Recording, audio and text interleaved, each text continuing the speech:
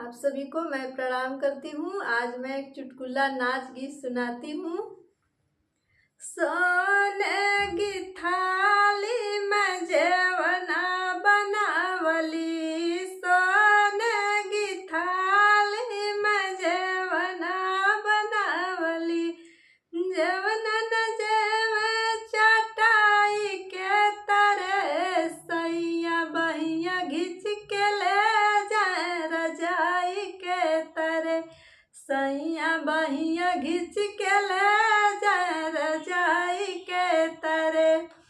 झाझड़े गेढ़ुआ गंगा जल पानी, झाझड़े गेढ़ुआ गंगा जल पानी, गिलसन पिया चटाई के तरे, गिलसन पिया चटाई के तरे, सैया बहिया घिच के ले जाए रजाई के तरे, सैया बहिया घिच के ले जाए रजाई के तरे।